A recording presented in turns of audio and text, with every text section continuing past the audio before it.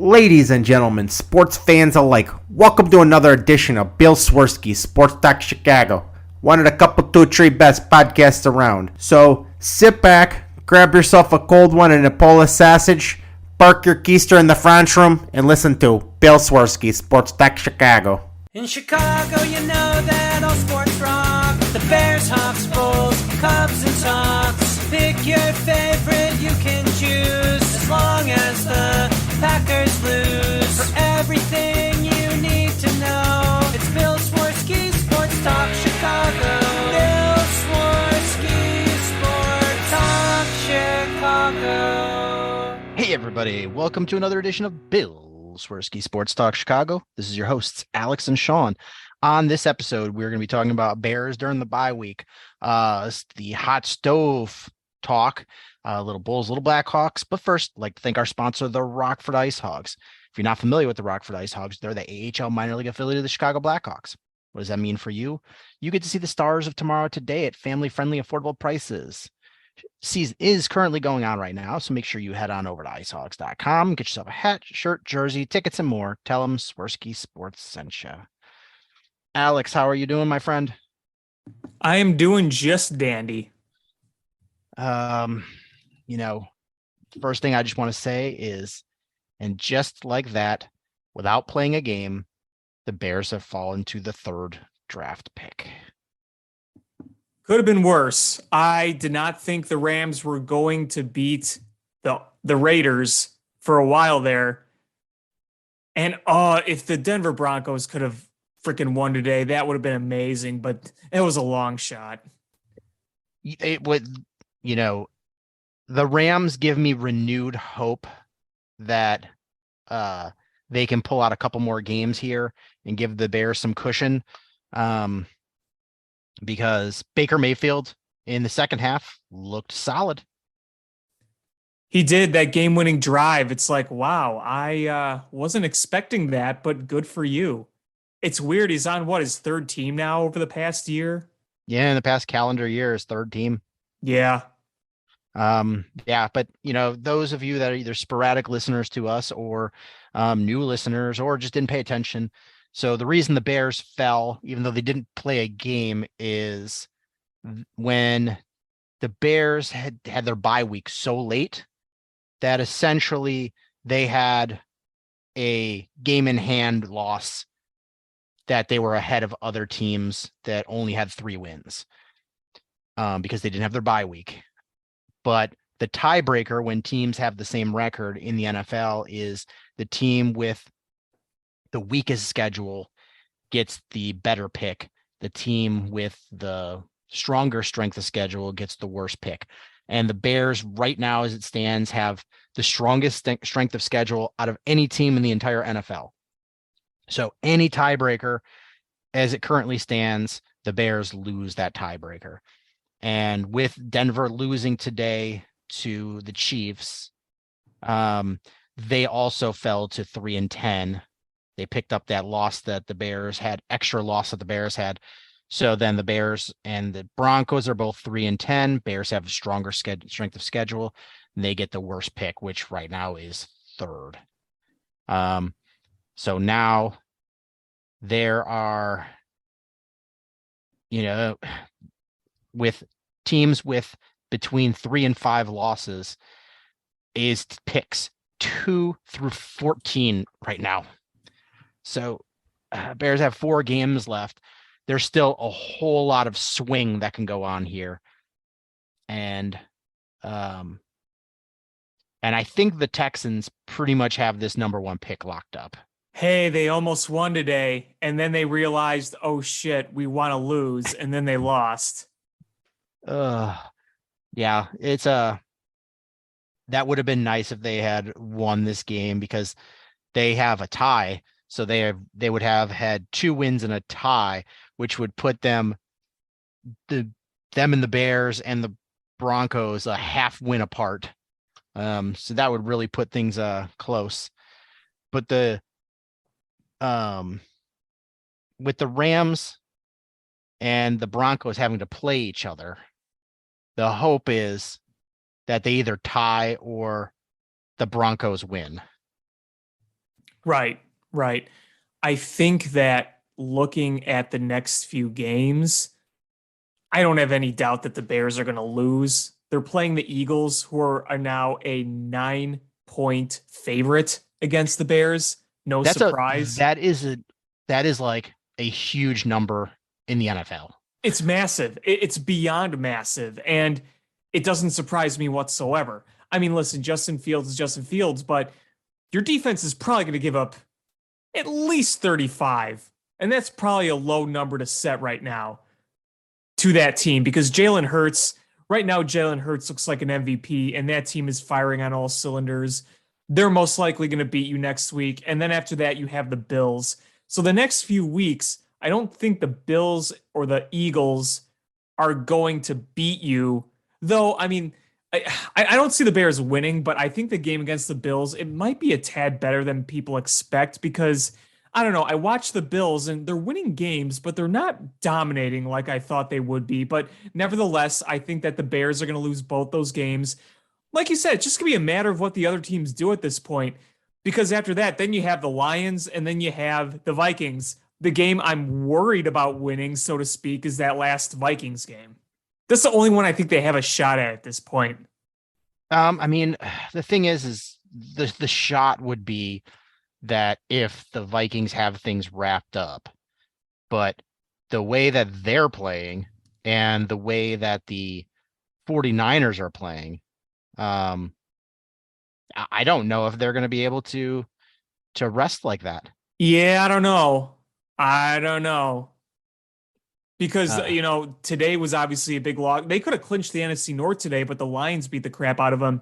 Team that kind of scares me, not going to lie. Said this before. I'm going to say it again. The Lions are starting to worry me a little bit, but the Vikings kind of showed some of their warts today, too. And we saw that happen against really big time against the Cowboys a few weeks ago. I mean, most of the Vikings wins have been by what, one score?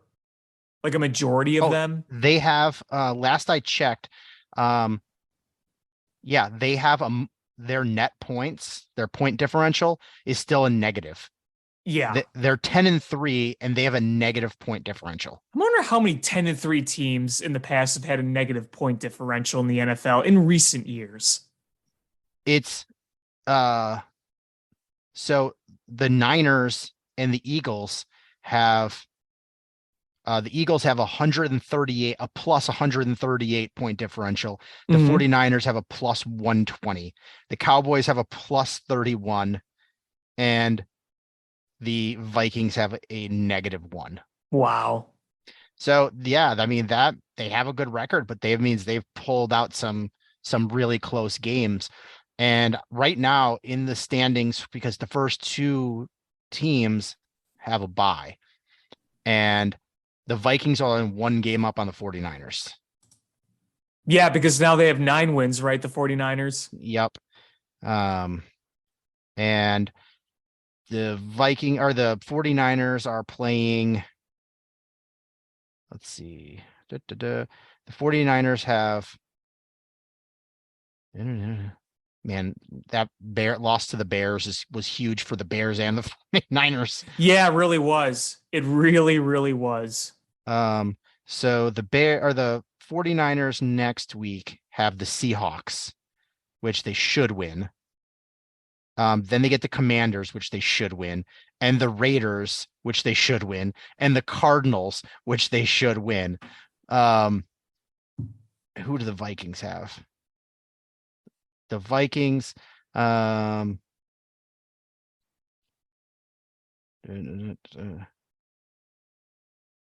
so the 49ers might win this out even with no Jimmy Garoppolo. Don't the Vikings play the Packers one more time? I believe they have to go to Lambeau Field still. They play the Colts next week, which they should win. They play the Giants, which I don't know. Then they go to Lambeau before they come to Chicago. So if the Packers are able to pull that win out, then the Vikings are going to have to beat the Bears. Yeah, that game could mean something for them. It could. I mean, a few weeks ago, you might be thinking differently, but now, because there was a time when you pretty much had neck and neck with the Eagles and the Vikings. Now, obviously, the Eagles had the win over them because that was the one loss the Vikings had for a while.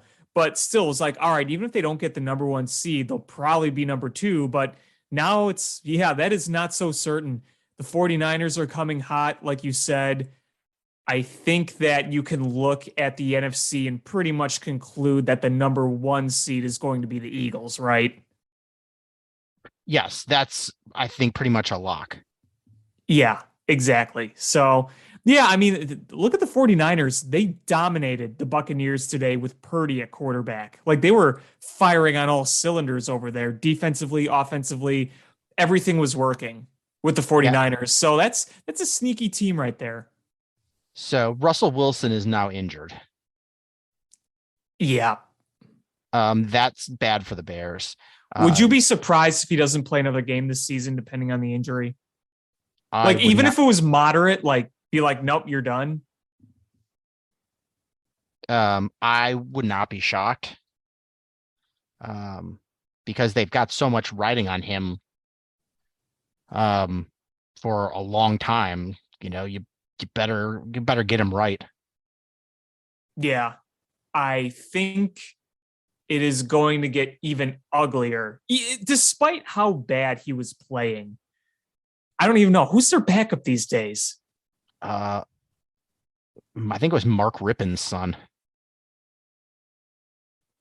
Let's see. Yeah, Brett Rippon. I mean, Russell Wilson had a solid game today. 3 touchdown passes. He did. He did. 247 yards passing, 57 yards rushing, over 100 quarterback rating.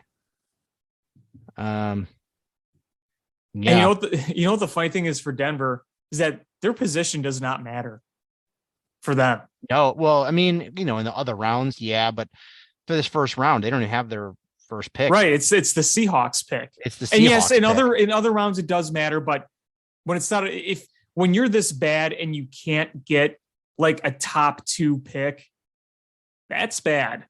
Oh, and yeah. And then factor in the financial commitment. I mean, it's crazy. So the Broncos don't have their first round pick. So of the top 5 picks, only 2 of the teams that are earning that pick actually get to make that pick. That's the Bears and the Texans. Yes. The Rams, the Saints, and the Broncos don't have their first round picks.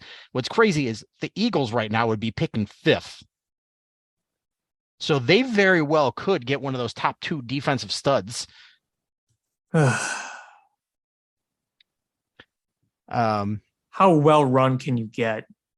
Seriously, like I wish we were the damn Eagles, man. You have a Super Bowl, you have multiple years of playoffs, then things kind of come apart and you're like, all right, we're just going to kind of hit a quick reset button here. And then like after 2 years of being down, next thing you know, you're a prime Super Bowl contender again. I mean, that's the hope in 2 years with this Bears team. Yes. That's the hope. You know, it's, but you gotta hit on these draft picks. You know, the people shit on some of the trades the Bears made. Like, traded Roquan Smith. You didn't get enough for him. And honestly, Jack Sanborn has been perfectly fine. Is he elite? No, but he's perfectly fine. You traded for Chase Claypool. Give up a 2nd round pick. It's almost like a 1st round pick. But honestly, look at the draft or the free agent class with wide receiver. It's garbage. So you essentially, by trading for Claypool, got arguably the best receiver that you could in the offseason. So it makes it so you don't have to spend your 1st round pick on a wide receiver. And you traded away Robert Quinn. You only got a 4th rounder for Robert Quinn. Guess what? Robert Quinn's done for the season. So yep. And so the Bears stole a 4th-round pick and got all the salary cap relief.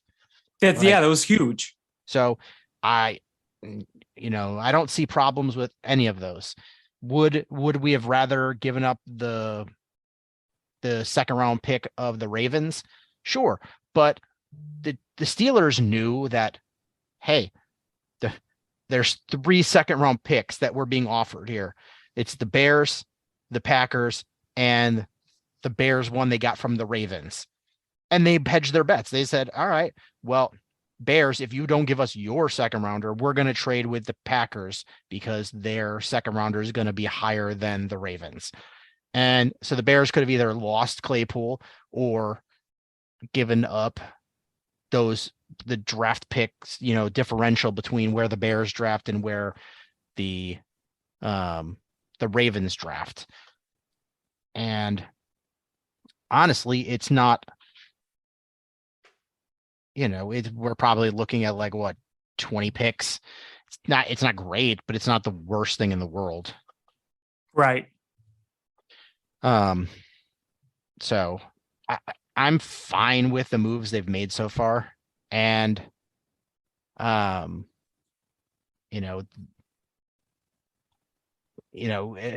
the thing with Ryan Poles. If you listen to David Haw, he's already judging Ryan Poles on the free agency class that he's brought in.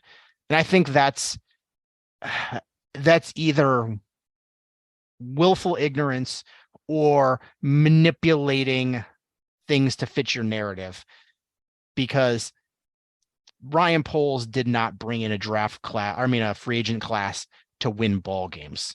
He brought in a free agent class to just fill out a roster. There was one position that he filled with a guy that he expected to be here more than a year, and it's Justin Jones. And that was Justin Jones' contract. Is he's making like what, $5 million a year or $6 million? Yeah, it's a year? very little. It's not earth-shattering money by any stretch. Had he brought in the guy from the Bengals, and that guy would have been a bust, then you would have been like, oh, okay. But he didn't. He did not bring him in because of injury concerns. So all of the guys he brought in were roster fillers. And even Justin Jones is a stopgap. You're looking to upgrade from him anyway, because he was the best available after Ogunjobi was, they thought they had him, and then by the time they realized the medicals didn't clear, the first round of free agency was done, so they had to go, who was next? So it's I would not even call this a free agency class. The draft class is really the only thing we can, in the trades are the only thing we can judge him on. Yeah, I mean, this is going to be a huge offseason, obviously, for Ryan Poles and the Bears. And I think this is the situation where you can say, okay, the free agent class isn't great, but you do need to find some impact in there. And where you find it, how you find it, and how it performs is going to be the ultimate test here. Like you said, last year, a lot of it was just roster filling. And, unfortunately, with the Ogunjobi thing, you don't have the access to medicals before. And then, once you try to commit it and then you get the medicals, he would have been under a lot of fire if he would have signed that contract knowing that he failed his physical.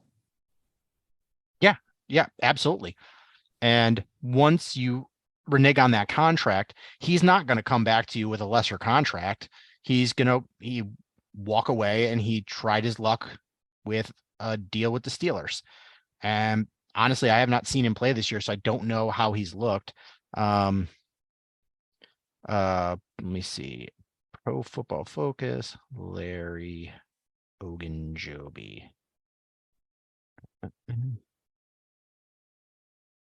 Because he ended up with a 1-year deal on Pittsburgh, I believe, right? Yes.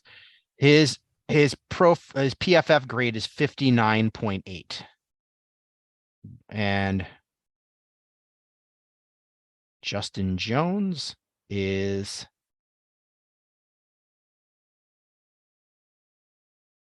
Oof, 36.1.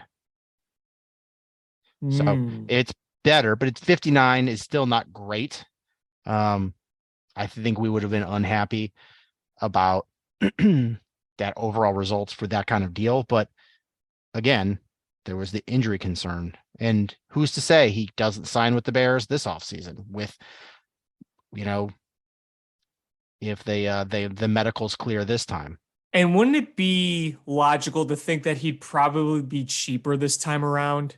I would think so. Just something to think about. Yeah. Here are the free agency wide receiver names. So when we traded for Chase Claypool, this is the if we didn't trade for him, here are the options that potentially could be available because these guys could get extensions or tagged or whatever. They may not hit the actual free agent market, but Nelson Aguilar, Sterling Shepard, DJ Chark, Randall Cobb in 2023, Marvin Jones, Julio Jones, Byron Pringle, Alan Lazard, Jacoby Myers, Deontay Hardy, Juju Smith-Schuster, AJ Green, Jarvis Landry, Matthew Slater, Cam Sims, N'Keal Harry, Mac Hollins, Jamison Crowder. Like this is not a good list of names. No, I mean you have a couple of threes at best in there. I mean, that's about it. It's a lot of depth guys. You're not getting any like big notable names in their prime. I mean, Julio Jones and AJ Green are not the same guys that they once were. Yeah, I mean Darius Slayton's going to be there, but he's talented, but the Giants almost traded him. And Juju Smith-Schuster, but I don't know how good he is versus him being in the Chiefs system. Yeah, I mean, I think he's a solid receiver, but he's not going to make a huge difference. I mean, if they went with the Juju as, one of your receivers, not like your big move, then that's fine. I mean, your big move receiver wise is going to be through the draft, obviously, but if you brought in a Smith Schuster as like your 3 or 4, then it's like, okay, that's fine, I guess. But there's a lot in there where you just go, eh. Yeah, I mean, Jacoby Myers actually all right.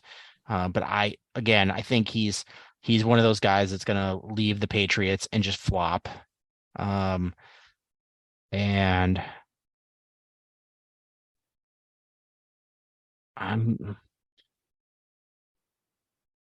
I wouldn't put any of these other guys in my top 25 free agents, period. No. So your top 25 free agents, there's really no wide receivers. So yeah, I mean, the Bears did that move. And if they were just coming into next season, the wide receivers they would have on their roster would be Mooney, Velus Jones, and that might be it. Because Pringle is a free agent, Pettis is a free agent, Equanimous St. Brown is a free agent. So you would really have to just do a whole wide receiver core upgrade, or just re-sign. So bringing back Mooney, trading for Claypool. I think if you spend an early draft pick, I think you give yourself a solid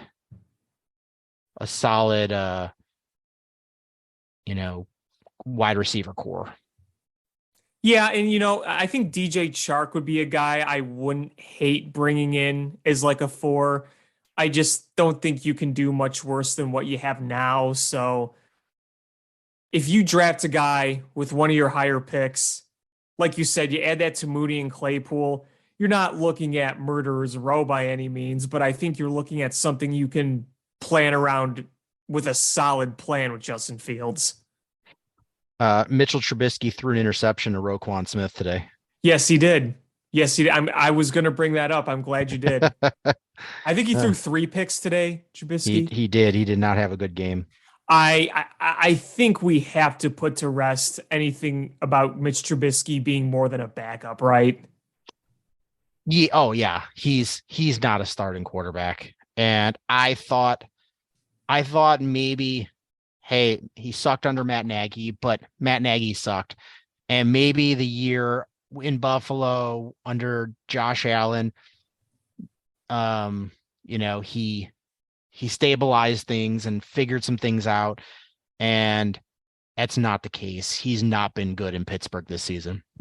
No, and yeah, you'll see him make some nice plays here and there, but it's just not consistent enough. You see the dropbacks, and a lot of them just end up not with good results. So, yeah, I mean, I liked Mitch when he first came to the Bears. I had hope that he was going to be a good quarterback, and it just wasn't meant to be. And, I always like him as an athlete, as a person. He always had a good attitude and whatnot, but yeah, he's a backup in this league at this point, and he can be able to stay in the league for a long time as that, get some solid money, hold a clipboard, make an occasional appearance when you need to. So he'll have a pretty solid go in the NFL as that kind of a guy. It's a good gig. NFL backup is a good gig. It is. And he's a likable guy. He could very well make a long career of being a backup quarterback. And that is one of the best jobs you can have. So, enjoy it. It sucks. I'm sure he wants to win and play, but at a certain point you realize, hey, I'm not an elite level guy. And, let me just cash those checks. Right. I mean, look at how much money Chase Daniels made over the years. Oh, absolutely. Look how much money Rex Grossman made. Yeah. That's a good gig. I mean, Mike Glennon last year made like a chunk of change for being the Giants backup and then having to play and being absolutely awful, but still made some money.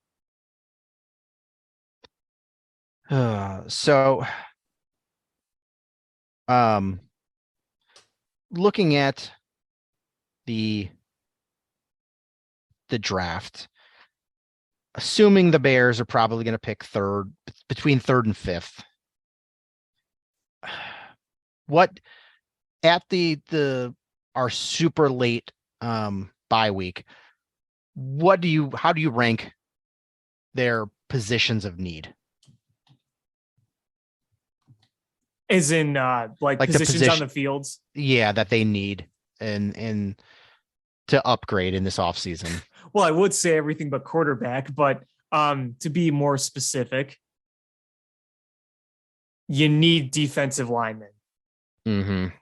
That is huge. Across the whole line, not just like, oh, we need a tackle or an edge. You need 2 edges and at least a tackle. Yeah, you need literally everything on there. Linebacker, important. Defensive line, important. The whole front 7, really, that's important. So I would put that as a high priority. Obviously, wide receiver, as we talked about. I think people would probably want to say number 1 wide receiver, and I get that, but I know this is going to cause controversy, but I would put defensive line first because you have absolutely nothing there. Is that fair? I think it's fair. That's how I have it too. I've been screaming wide receiver to make this offense, help make this offense elite. But man, it's just over watching how quickly you realize Robert Quinn help make this defense look halfway decent. Even though he didn't have the sack numbers, just him, if you look at the advanced metrics, he was getting quarterback pressures. He just wasn't getting home. And then you realize once you got rid of him, how quickly everything dropped off. And teams just are eviscerating you without Robert Quinn. So yeah, that defensive line needs a major overhaul. Yeah, I mean, you didn't touch Rodgers once in that last game against the Packers. And no. I would argue that you are a little better pass rush away from having 2 or 3 wins. I'm going to go to that length and say that. Yes. Not that we want to win at this point, but the point stands. Oh yeah. I mean, you look when you don't look at the standings per se, because if let's say you lost every game by a last second field goal and you go 0-17, does that mean you're an awful team? No, that means you were in every game and you add 1 or 2 impact players and then suddenly you're a good team. When teams go from worst to first, you have to look at the situation. Teams don't go from an awful team to first, they go from a bad record to first. And sometimes that bad record is, Joe Burrow got hurt. Mm-hmm. And that's why we were terrible. Right. Other times it's, hey, we were able to make a coaching change, or we added some players in free agency and we were just a few players short. I think the Bears are a much better team than their record. That defense was not good, but it was okay. We saw them play stout in the second half up until they traded Robert Quinn and Roquan Smith. And I'm not saying that those guys aren't those guys are irreplaceable. I'm just saying is we saw when you got 2 Pro Bowl caliber players gone, that you saw a huge drop off in the performance of that defense. And if you could have put that defense that was, not good in the first half, but was making stops in the second half and playing good enough, and you put it with this offense that was scoring 30 points a game, you're winning ball games. Right. Exactly. I don't think you're an elite team, but you're winning ball games. So that's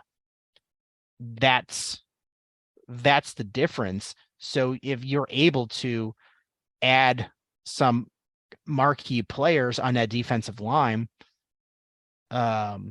you feel that Justin Fields, with some improvement to that offensive line, even without adding additional weapons, is still going to be able to put up points. You just want to give him those extra receivers to really make this an elite offense. But I would say defensive line is just an absolute glaring hole of it is from the labyrinth. It is the bog of eternal stench.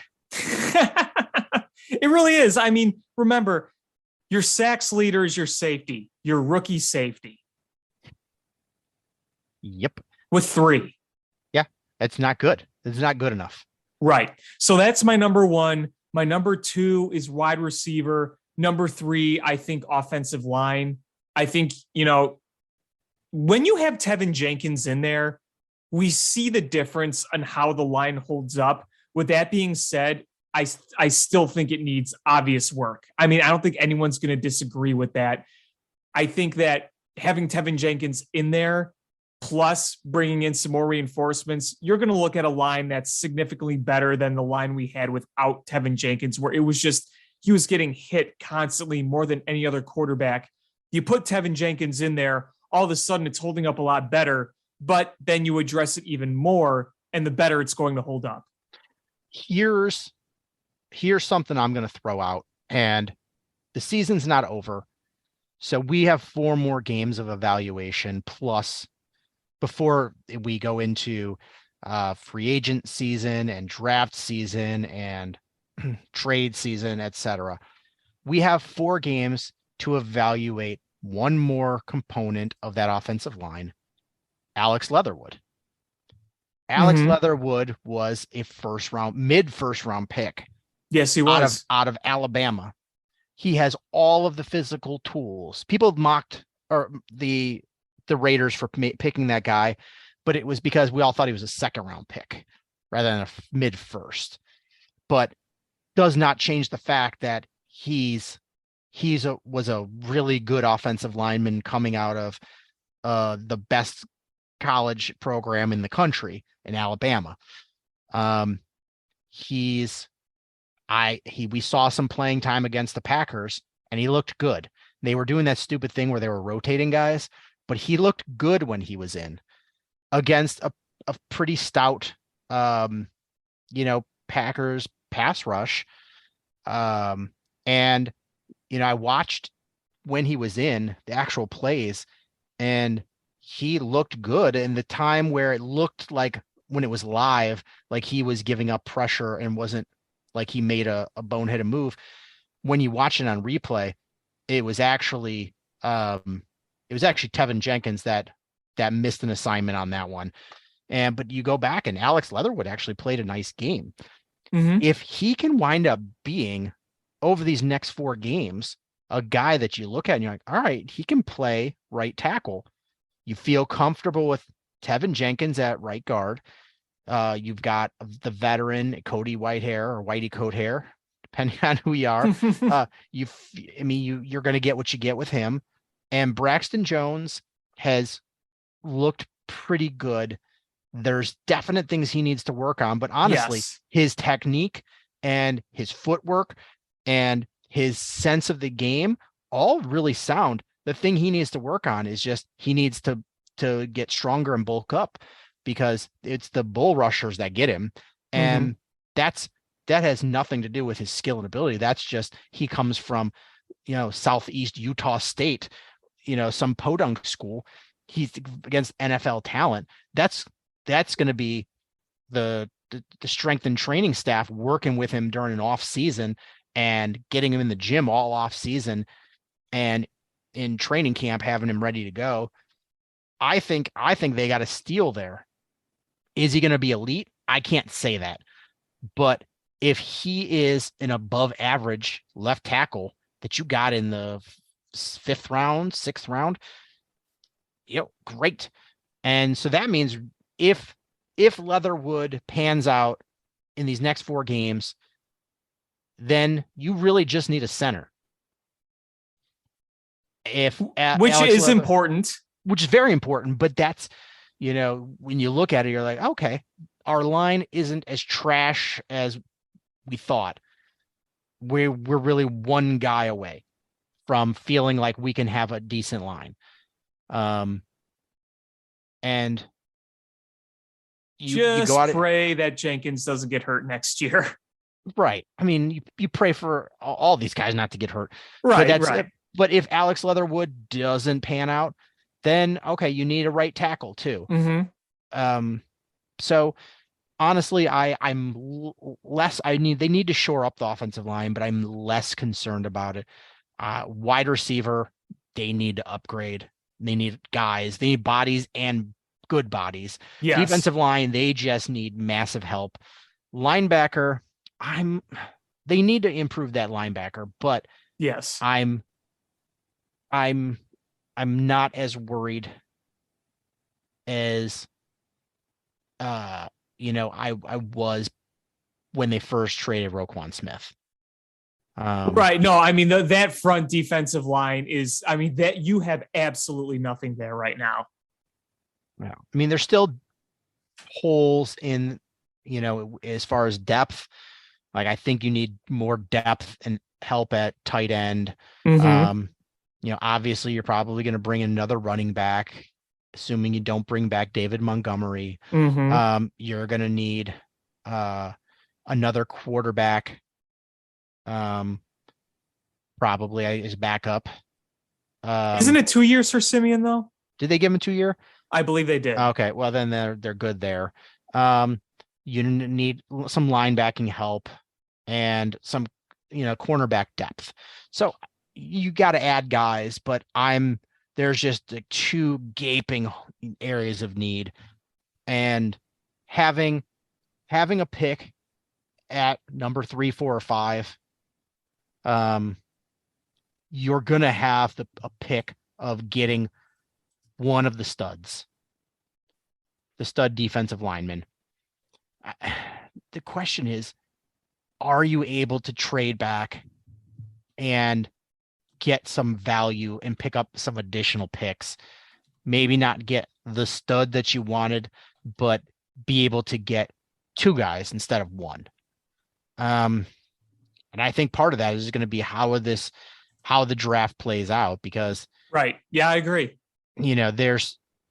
Does the quarterback from Kentucky jump up and people go, oh man, that guy, and suddenly it's a 3 quarterback race? That helps the Bears, because if they get the 3rd pick and the first 2 quarterbacks go off the board, 1 and 2, then the Bears are not going to get those trade offers, because people trade for quarterbacks. They don't make massive hauls for other positions. And honestly, is defensive or edge rusher, you got to draft those. It's real hard to bring in an edge rusher from free agent market. Those guys, they really don't go off the free agent market very often. Or you got to trade like you do for like Khalil Mack, and give up a haul for him. So that's kind of the case for bringing in the edge rusher from Alabama, or the guy from Clemson. So I don't know. It's so early to guess at this point. Just having that good, if they can pull out and get that number 2 pick, it's gonna help them in the long run. Absolutely. I mean, your options are endless when you have a pick like that. Yes. And that's really what you want right now. It's hard to mock draft when you still have 4 games left, I think.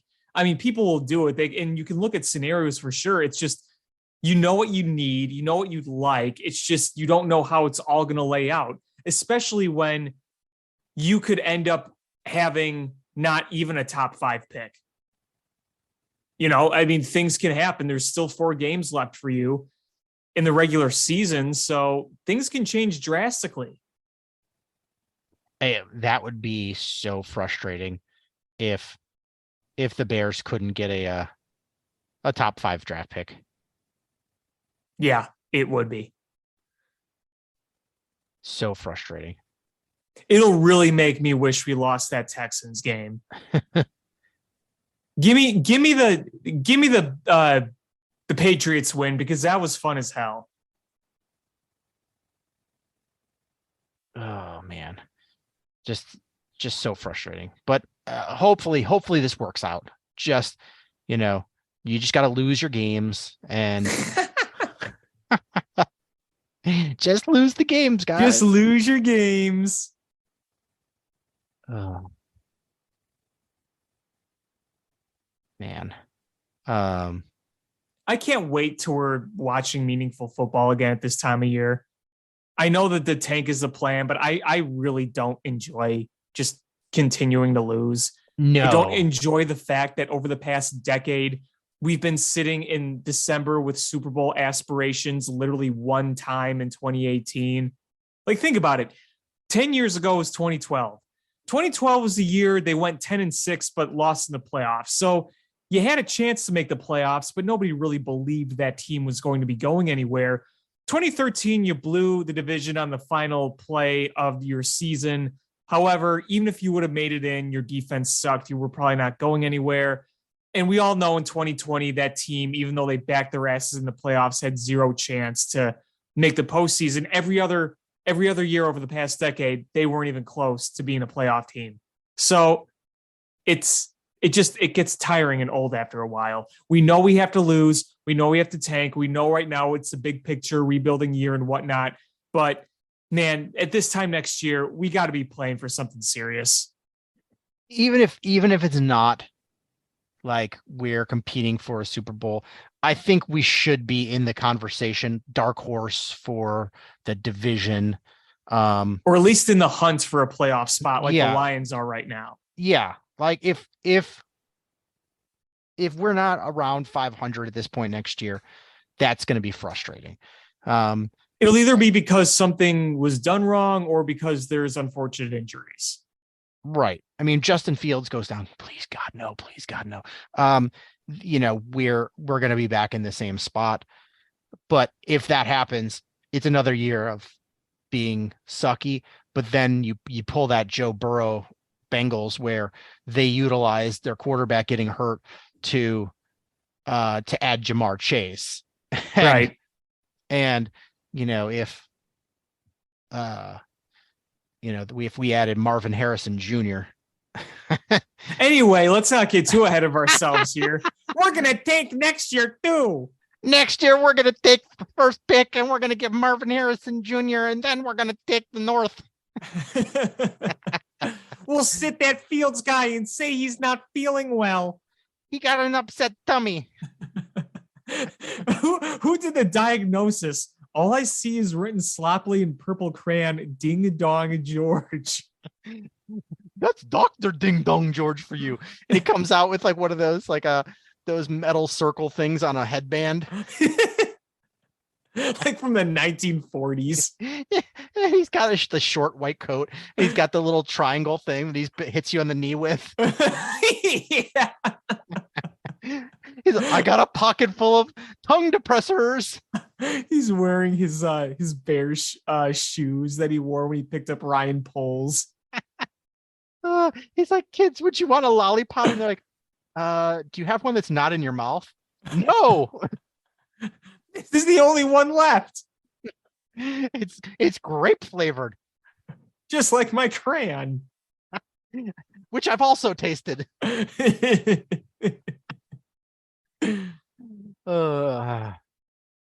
Yeah, but I still, sitting through these awful games, I see a path to becoming better.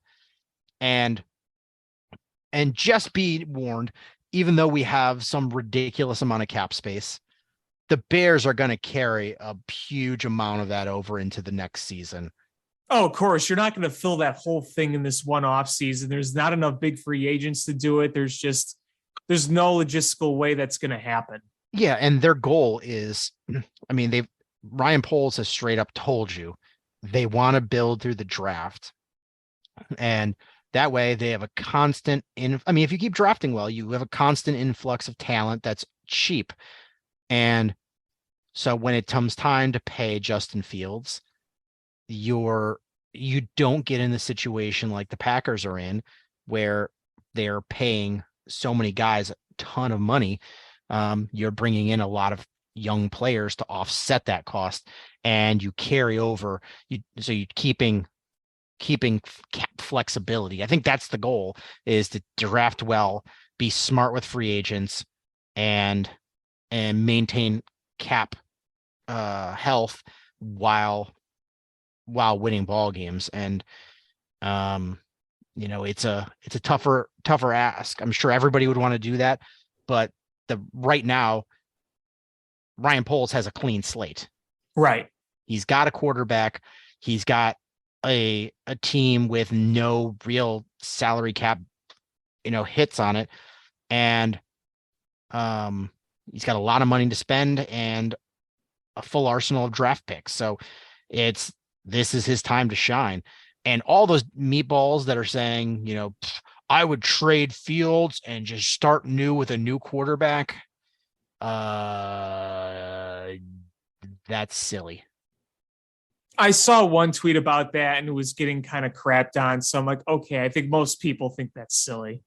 Yeah, I've seen a couple people post that, and I'm just like,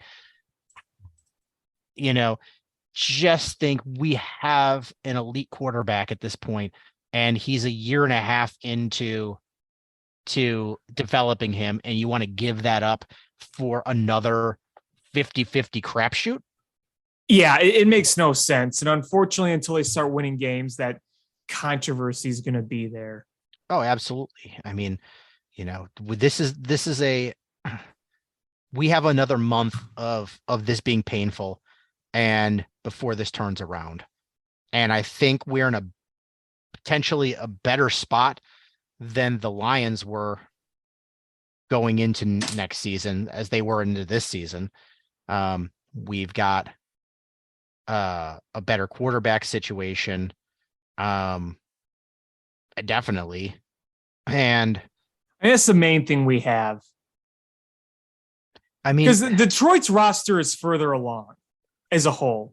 They've got a much better offensive line. I think we have a better, and I would say they have better wide receivers.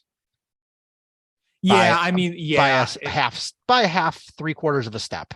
I mean, right, because the wide receivers you see, it's no shot against their talent, but a lot of their production is because they're schemed so well open. I mean, you've seen it. Like, they do such a good job of getting guys open and calling the right plays and making things work. You don't have like a Megatron on that team anymore where you just throw it up and you can just trust them to catch it. But they do what they have with what they have very well. Yeah, they have a better offensive line going into this season.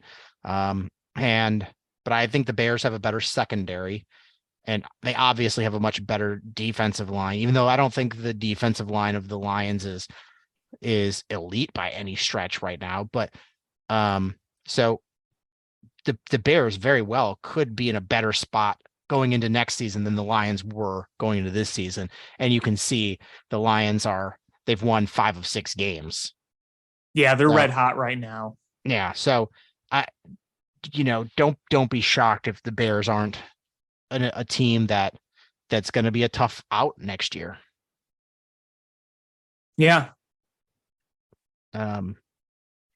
This year if you took the defense from the first few games and the offense from the last few games and combined those, the Bears are in a similar spot. It's just you traded away some guys from defense, and that offense really struggled early on. That's just the game of football, though. Yep. Should we talk a little hot stove here? Yeah, I think there's plenty of thoughts to be had.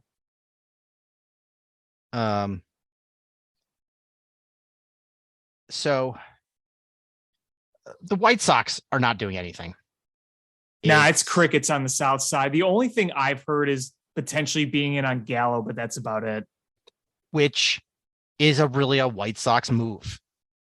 Is a washed up power hitter.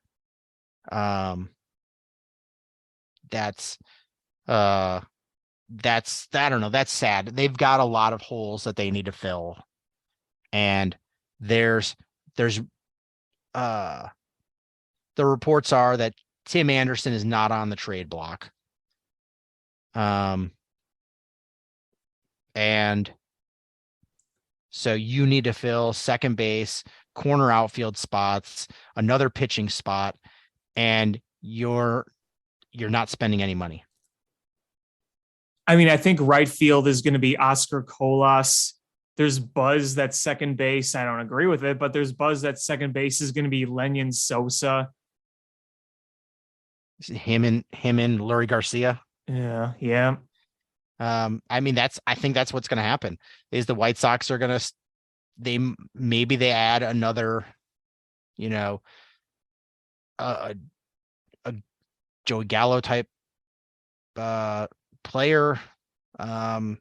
Maybe they add another, like Cole Hamels is trying to make a comeback. I could honestly see the White Sox being like, hey, maybe he makes a bounce back. But I think they're about done.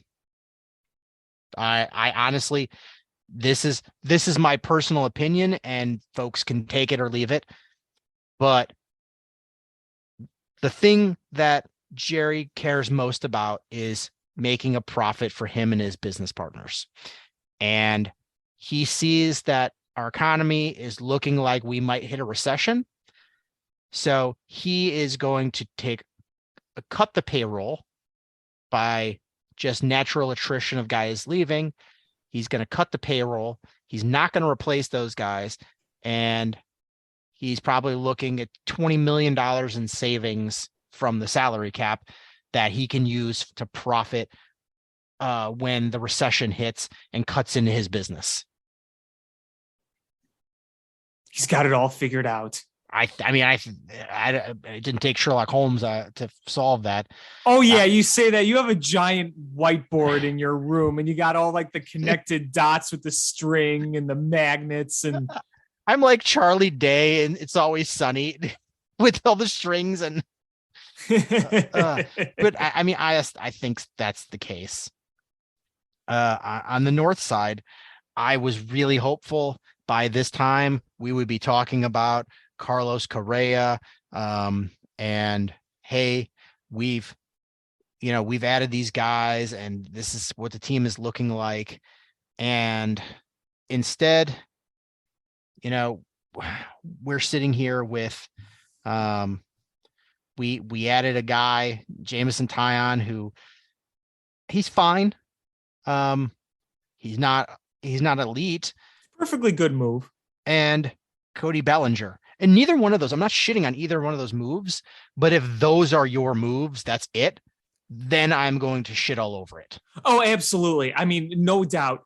Those moves on the surface individually for what they are, no problem. I think Tyon is a very solid starting pitcher, adds a little bit of veteran presence in your rotation. I think that's good for the guys that you have, some of the young guys, the inexperienced guys who you're trying to work in there.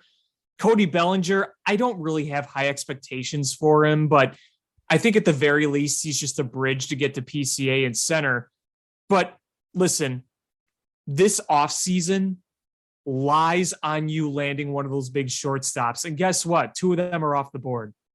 You're down to Correa and Swanson. And I've gone from, honestly, I don't really want Dansby Swanson to just at least get Dansby Swanson. Because coming away empty-handed is worst case scenario. Yes.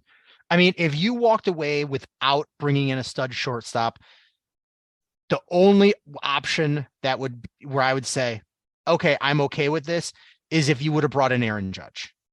Right. If you would have brought in Aaron Judge or Carlos Rodon or, some other big free agent, yes. But more than anything, you need offensive production with power. And at the end of the day, Carlos Correa is the guy to get. And I'm not so sure that's going to happen now. You know what? At this time last week, the way we were talking, I actually thought it was going to be looking good. The chances to get him were looking solid. But now I think the Cubs are going to act like cowards. And I think they're going to be like, no, we don't want to commit 10 plus years. And I get 10 plus years is a lot. But unfortunately, that's the market you're at. It's either overpay or be mid. Yeah. And I'm not saying it's not going to happen for sure. I'm just worried that it's not going to happen. Yeah, you're right. I'm not saying it's not, but the chances as the days go by are looking less and less. Yeah, it's a little uneasy. And I'm not surprised that he hasn't signed yet. He's a Boris client. We get it. But it's the media. It's the media reporting about what the Cubs want to do and what they're not comfortable with. Meanwhile, Steve Cohen of the Mets and the San Diego Padres, they don't give a shit. They're giving money to people left and right. They don't care. They just gave an 11-year contract to Xander Bogaerts. Who's 30 years old. Who's 30 years old. They don't care. They don't care about 10 years from now. They care about right now. They care about winning right now. Yeah. And you're the Cubs. You should do the same. You should not be outspent by the San Diego effing Padres in those stupid, ugly uniforms. And the fact that you lost out on Senga is, with the contract that he got, is despicable. Yeah, here's my take on Senga. I don't know what he's going to be like as a major league player. He is already 30. He's got a lot of miles on the arm. But look at the market. Look what these pitchers are going for. Compared to what they're going for, Senga was a steal for the Mets. Those terms was an absolute steal. That's frustrating. What was it, 5 and 75? Yeah, with I think an opt-out after 3. Yeah, so he's like, that's a steal. That's $15 million a year. That is for us a front, or what you're expecting to be a frontline starter. That is cheap. You look at DeGrom, who what is DeGrom getting? Like 35 million a season, and who knows how many innings he's going to play or Right. pitch. Exactly. So it's frustrating because you were linked to him, and then he gets that deal, and you're like, how did you not get that done? Look, it's frustrating. And to watch Wilson Contreras go to the Cardinals is just disgusting. Yes. And listen, I like Wilson Contreras, but I understand why they went a different direction. Is if you sit down and you look at the numbers of the starting pitchers with Contreras versus another catcher, they're night and day different. Is you pitchers pitch better without him, and they're trying to get the best out of those pitchers and hoping to replace Contreras's bat elsewhere. Okay, I get that, but you would better do it.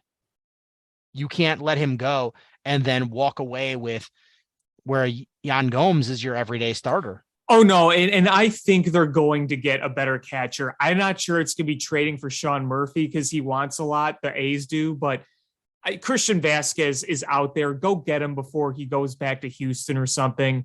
I think Omar Narvaez wouldn't be a bad option either. Christian Vasquez, I think if you're going to go the free agent route, that's the route to go. The most ideal route would be Sean Murphy. Again, I just don't know if they're going to part with the necessary players to get him, but I do feel decent that they're going to get a good solution at catcher. And you're right.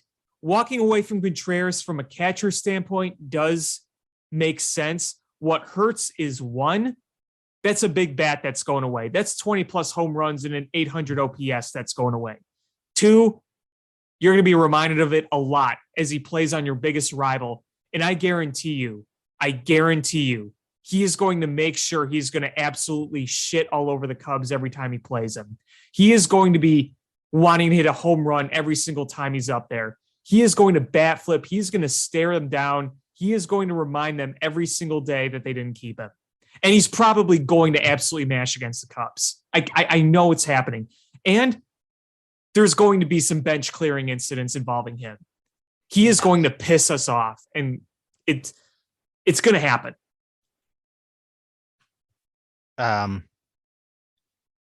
So I'm going to put this out there.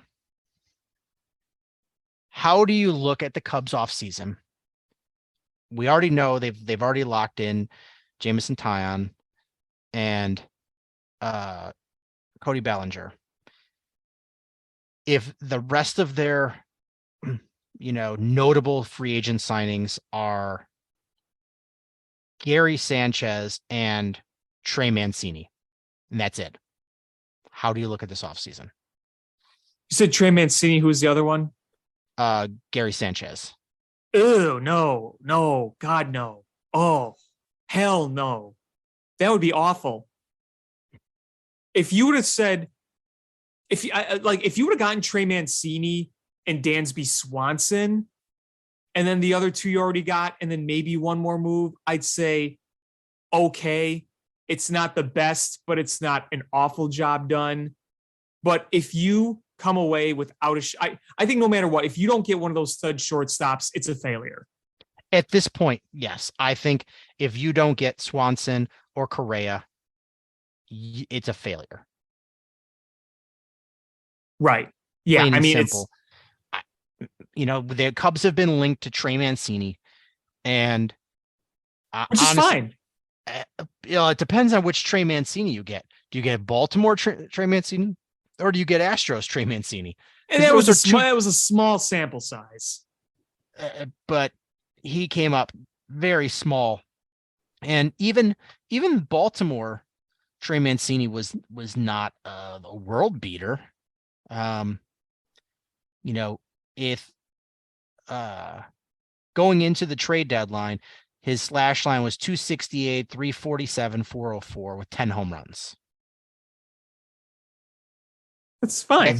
That's fine. It's fine. I mean, compared to what the first base production you got last year, it's great. And speaking of Cubs, Which ain't saying much.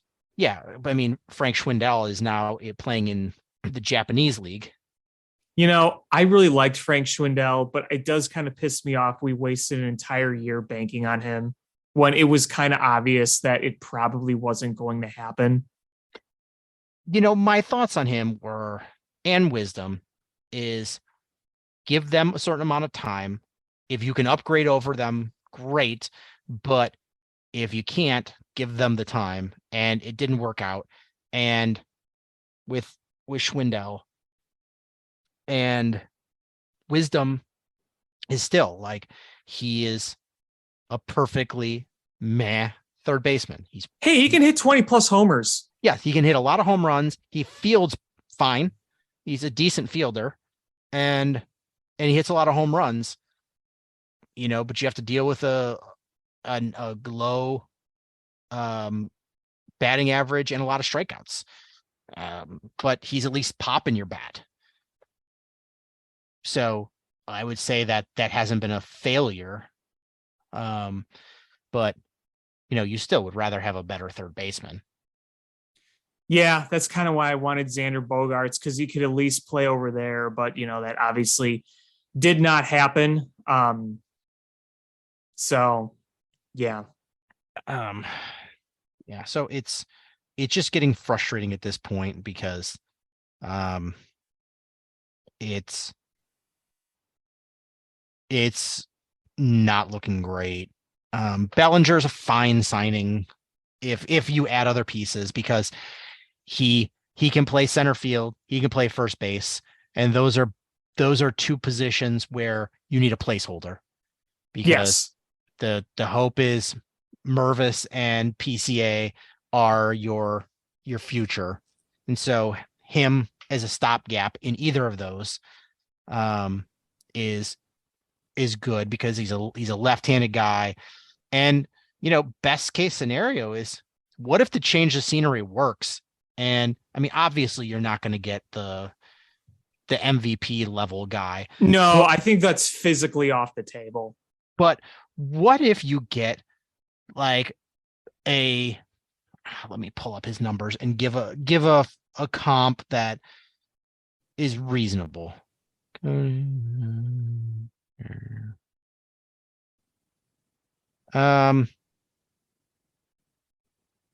right.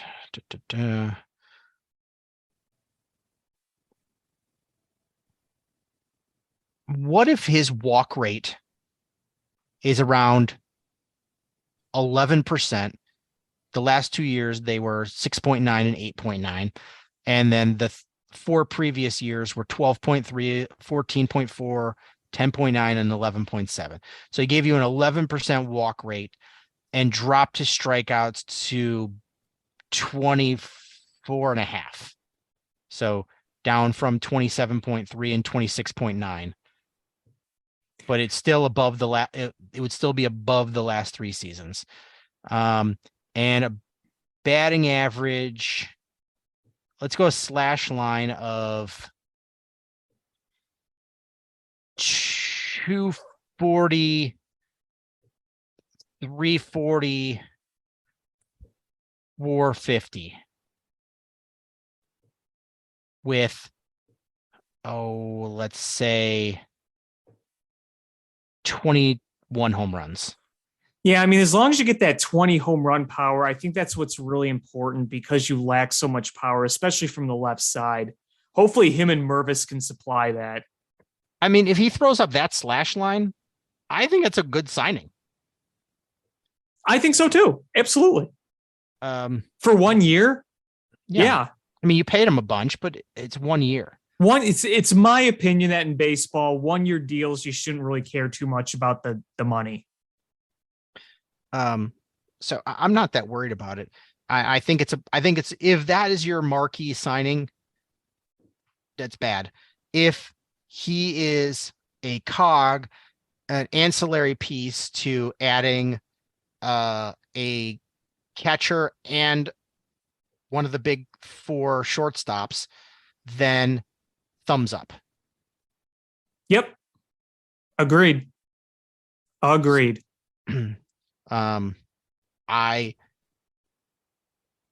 the A's catcher obviously would be my choice, but from what I'm hearing, they're asking the world for him, which they rightfully should.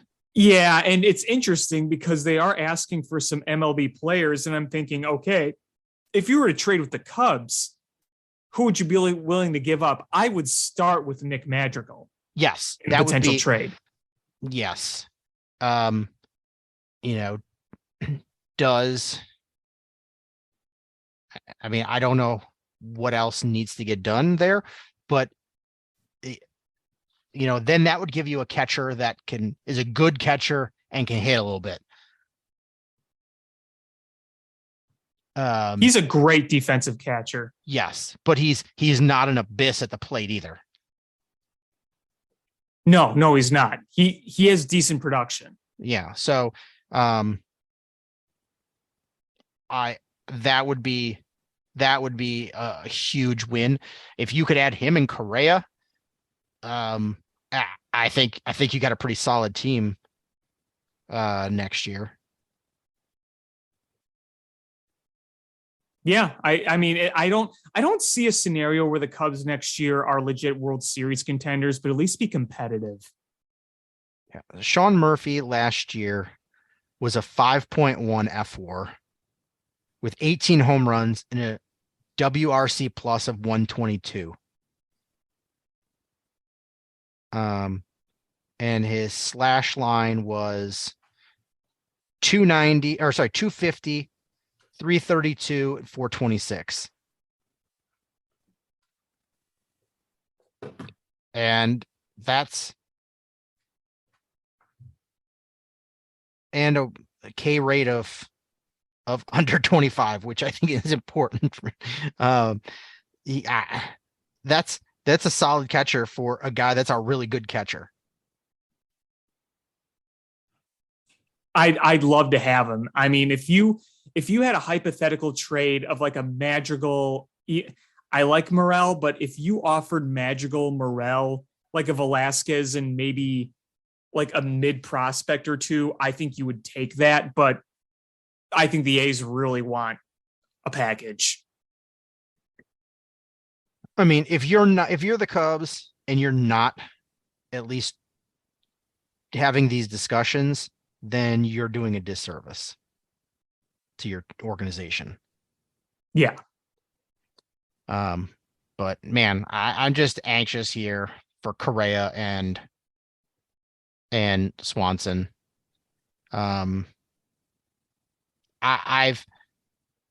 Swanson was significantly lower than the other three on my list, but I'm warming on him. I still would rather have Correa, but I'm warming to the idea of Dansby Swanson. Same. That's exactly what I said. And I think if his lesser contract gets you the flexibility to add more players, then that's great news. And you can win ball games with him. He's won a World Series. But there's a long way to go. And we keep hearing that Jed's got a lot of offers out, but if they're not good enough offers, being runner-up offer to everybody still puts you in a crappy position. You can't pull a Jerry Reinsdorf and not be willing to to pull the trigger and get a guy. You've got to I know intelligent spending and shorter deals with higher AAVs, that's all fine and good. But when it comes down to actually signing the players, if they're not buying it, then your strategy is dumb. Yeah, it is. Strategies are great when when you're not in the game, but if you go out in this hot stove game and nobody likes your your plan, your strategy, guess what? It's failed strategy. Scott Boras goes, oh, lesser deals, high AAV? Nope. None of my players. Adios, Jed. That's that, you know?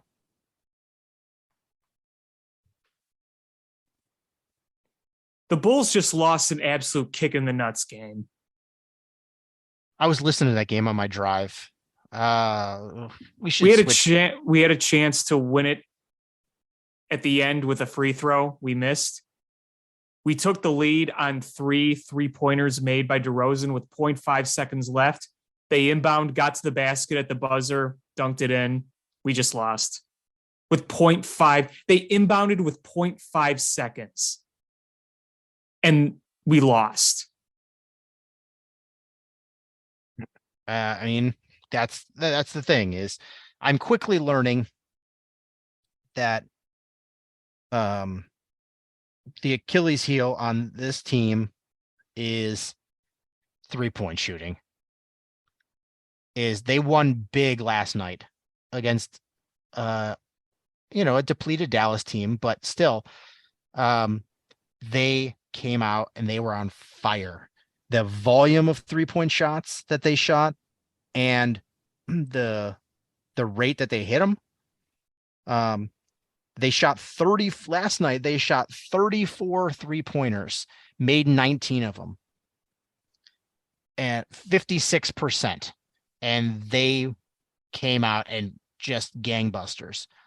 So they were 19 for 34 yesterday. Today, they are 7 of 27 for 26%. Ugh.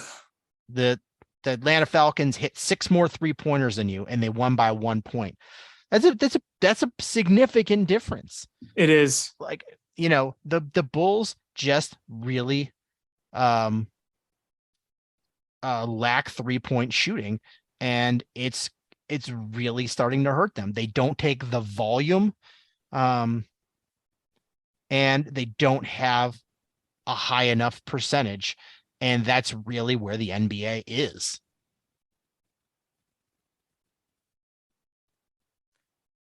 Yep. I'm looking at team rankings here. The Bulls this season, let's see, 3-pointers made per game. The Bulls are 26th out of 30 teams. 26 out of 30. Boston, who's the best team in the league, is number 1. Last year, where did the Bulls rank? They were 20. They were 28th last year.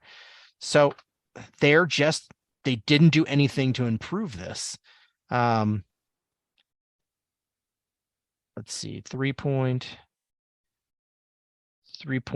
attempted per game. So that's made. So let's look at the attempts. The Bulls are dead last in the NBA in number of 3-pointers attempted. Well, it's because they know they can't really do it. Because who attempts the most threes on the team? It's probably what? Zach LaVine, followed by Vooch. Probably. Because that's not DeMar's game. No. And then honestly, mid-range jump shots are like the calling card of the Bulls. And if they're not hitting those, like in number of playoff games last year, then they're losing by more than 10. Yeah. So let's see.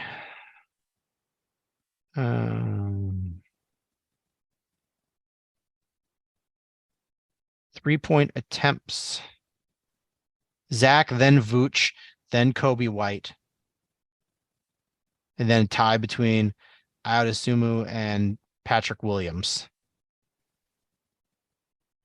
And the 3-point percent, Pat Williams, then Goran Dragic, Javonte Green, Vucevic, then Levine. So you've got a combination of, you got a team that doesn't shoot volume 3-pointers. Other teams are gonna the Bulls shoot perfectly fine in 2-point field goal percentage, partially because that's their calling card, and partially because teams let them do that. And if they're going to trade threes for twos, why wouldn't a team want to do that? Right. And the Bulls, it's a combination of, they don't shoot a lot of them, and they don't have a lot of guys that shoot 3-pointers really well. And Zach's 3-point shooting since the knee injury last year has taken a dip. Really taken a dip. He's just not getting that lift. He's not getting the same shots. He used to be a pretty darn good 3-point shooter. And right off the hand, as soon as the ball leaves the hand, they're not going in. And tonight there was some terrible 3-point shooting attempts. So it's a big problem. And Lonzo makes things better, but I don't think you're going to have Lonzo this season. No, I'm not counting on it. I'm really not. The reports were, he might be ready for the start of the season. Now it's, maybe come January. But from what I just heard, I don't know if it's a super reliable source, but I've heard that he can't even walk upstairs without knee pain. Yeah, I heard that too. That's not what you want to hear. No, I don't see any way that they see him this season.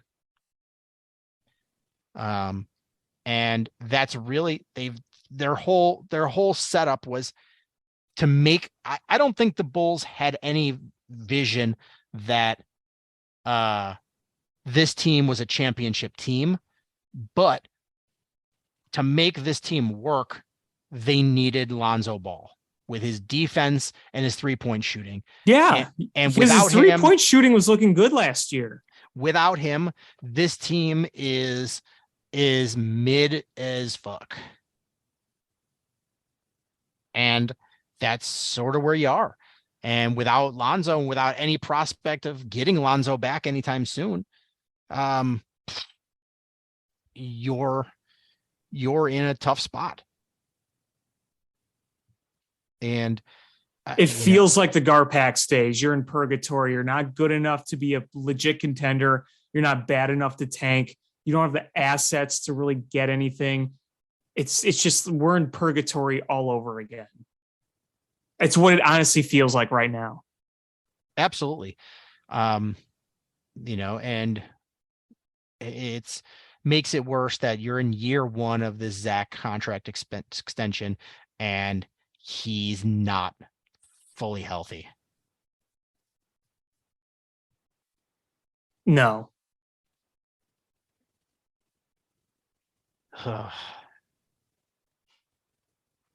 But we've got the Bears that are dead in the middle of a rebuild. We've got the White Sox, who are, I think their championship window is pretty much shut, and they're edging closer to a rebuild. You've got the Cubs still in a rebuild. You've got the Bulls, just mid. They're not even at the rebuild stage yet. They're just still middling. And you've got the Blackhawks in the middle of a rebuild. Chicago sports stink. Yeah. Like, I get that the Blackhawks, like, their goal is to stink and try to get the best draft position and get contracts off the books so they have money to work with and build up the young talent in the AHL. But it is brutal to watch. It is real brutal.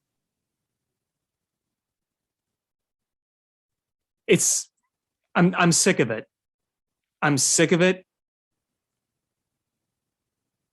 I'm numb to it. I don't even want to get mad anymore, but I'm still sick of it. Seriously, we're the third largest market in the country, and we just look like a joke. Yeah. I'm so over it. It's they're getting dangerously close to having the Blackhawks having the worst record in the NHL, which would give them just shy of a 20% chance of getting Connor Bedard.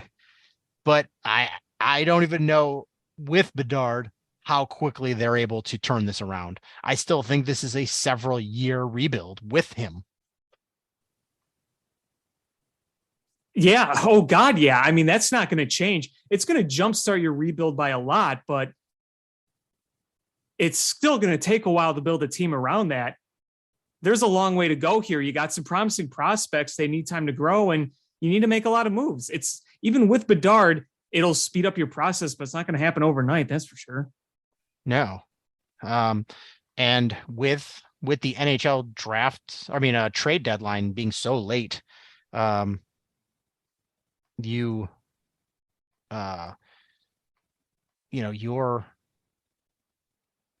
not going to, have any clue whether or not Kane and Taves are going to waive their trade clauses.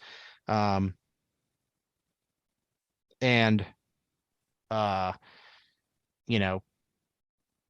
move on, or if you're going to be stuck with them for the whole year and not get anything from them. I still don't know what's going to happen with that. I really don't.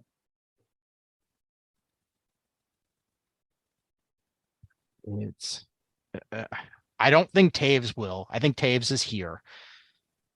I think every week that goes by just wears more and more on Patrick Kane.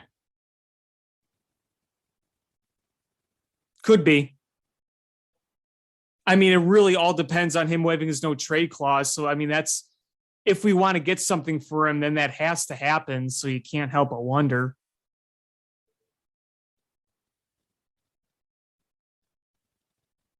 Yeah, it's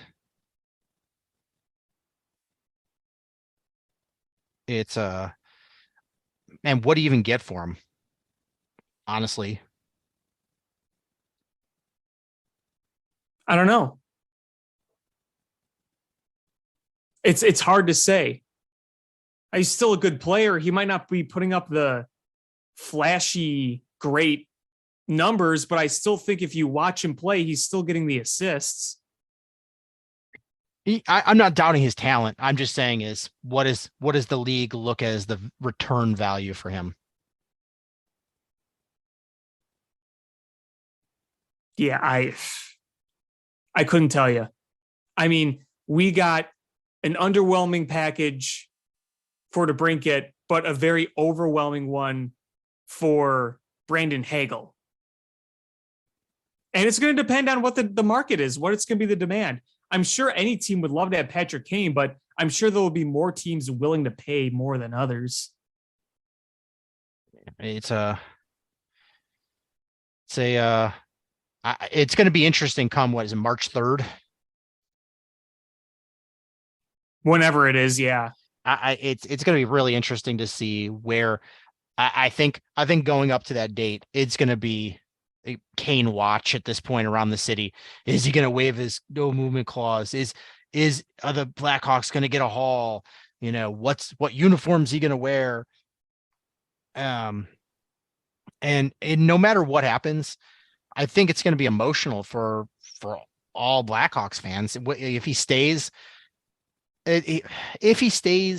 you're like, it's a bummer that we didn't get a haul, but it's kind of a relief knowing that he's going to be here for the rest of the year, knowing he's probably going to go somewhere next year. If they trade him, he's probably the greatest Blackhawk of all time, arguably. I mean, definitely top three. I mean, you can argue with Hull and Makita, but yeah, he's definitely a top three. Yeah, I mean, he has an argument for number one. It's even if he's not, even if somebody else, but he's definitely top three, arguably number one. And to have him here and have him bring home 3 cups, like it'll be emotional when he goes. I mean, it'll feel crazy when you think about it too, because he's been here for so dang long. He came in the league in 2007? Pretty much every other outside Tays, every other Chicago sports figure, big Chicago sports figure, outside of like a few current ones, has come and gone. Since they came into the league, Anthony Rizzo came, he's gone. Chris Bryant came, he's gone. Javier Baez gone. John Lester, Jake Arrieta, Jose Abreu, Derek Rose, Khalil Mack, Akeem Hicks, all those guys. Yeah, I mean, yeah.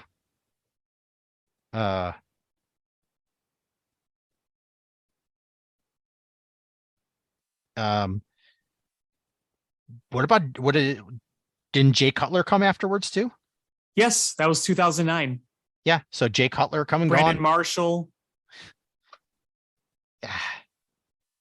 That's it's Chris Sale.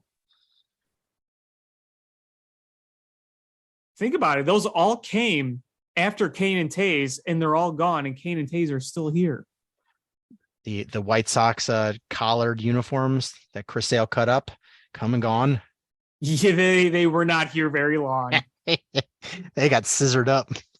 Clip, clip, clip, clip. Yeah, I mean, I will be. It's one of those things that you're like, this is what they need to do. Eventually, Patrick Kane can't play for the Blackhawks forever, and the future is probably without him. But just seeing him go, knowing full well he's gonna go eventually, is still a sad bummer moment. Yeah, absolutely. Was there anything else you wanted to talk about? No, I think I've said my piece. Yeah. So I mean, next week we get Bears Eagles, which is going to be just a complete debacle. I don't think the Bears stay within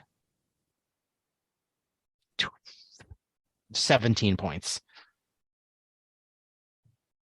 I think they lose by at least 17. I can see this looking like the game against the Cowboys, where you're down big early, you start scoring a little bit and kind of make it a game again. And the Eagles are like, all right, we're going to put you away now. That's a possibility. Or they could just put you away early. They just destroyed the Giants today. Yeah, they did. They reminded the Giants that I don't care what your record is, you're not very good. But that's going to do it for this episode of Bill Swerski Sports Talk Chicago. I want to thank everybody so much for listening. Please hit subscribe however you listen to podcasts, whether it's iTunes, Stitcher, YouTube, Google Play, Spotify, etc. Share this podcast with your friends. That's how we grow the show. Follow us on social media at Swerski Sports, Facebook.com/Swerski Sports, SwerskiSports.com, or ShyFanPad2 for Alex on Twitter, or AlexanderJPackCreative.com for all the cool stuff that Alex does. And again, thank you guys so much for listening. And until next time, bear down. Cubs win! What a lucky break! The good Lord wants the Cubs to win! We thank Ditka and God for all they have provided. Cubs win! Cubs win! Cubs win! Oh, I don't want her. You can have her. She's a Packer fan. She can't fit in my van. And she looks like number New Yorkers. Smoking crack is not legal on planes. Bears 31 to -7. The Bears! Oh, when the Bears go bearing down.